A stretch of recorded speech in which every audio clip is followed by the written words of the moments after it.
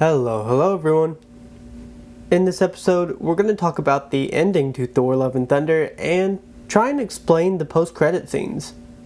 Jumping right in, we kick off with the next stage in Thor's journey. After having loved and lost some more, the next step is for him to chase after a different kind of love.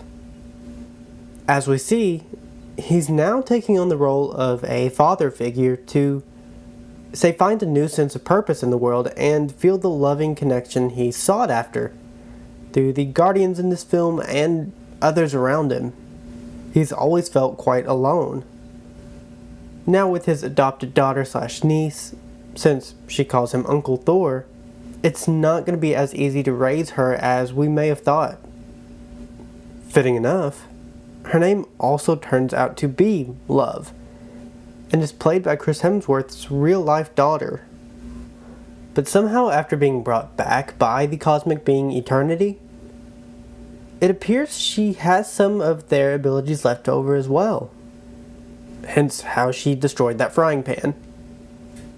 Weirdly enough, she may even be a new cosmic being altogether.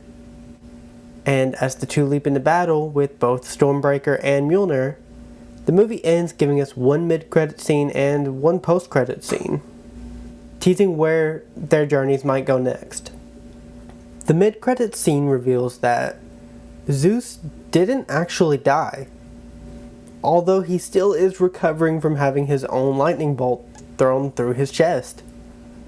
It appears Thor still may have this weapon lying around, unless he gave it back to Valkyrie, since it was never shown being returned on screen.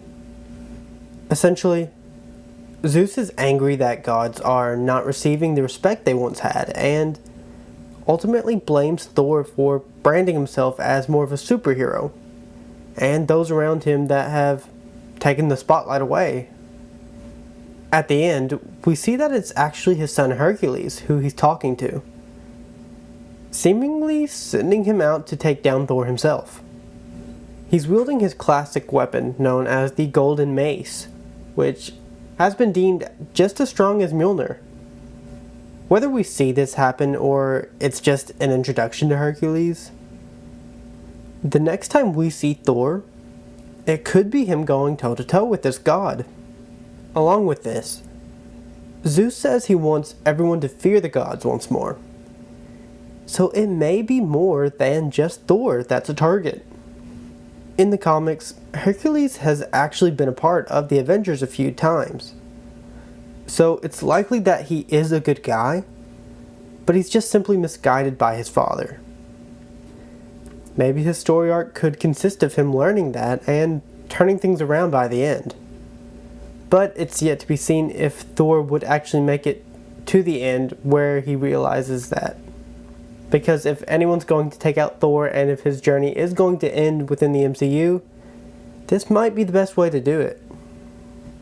The post-credit scene, however, picks up with us seeing Jane once more, after she faded away just like Odin did in Thor Ragnarok. I don't know about y'all, but I was really hoping and expecting this one, but I was really surprised when it wasn't the first credit scene, and it kind of scared me.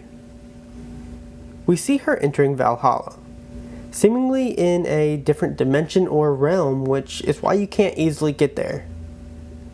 She's greeted by Heimdall, who we last saw die all the way back in Infinity War, confirming that since he died in battle like Sif stated, he made it in.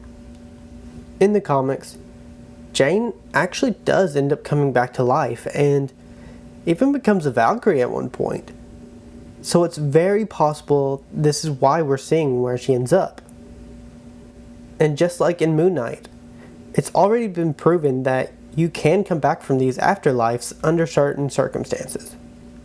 I don't think this is the case for Heimdall though, which is why we're introduced to his son during this film to take on his legacy. If Jane were to come back, it would most likely be just because Thor wants it so, or she's the only one who can help during a situation that requires her to come back. But this is all just speculation and is yet to be seen. The director and Chris Hemsworth have both said that they didn't even realize that Thor would return like it says at the end of the movie. It seems like Marvel has already laid out the plans for them. But what did you think? Did you enjoy Thor Love and Thunder? Comment below because I'd love to hear it. And that's that. See ya.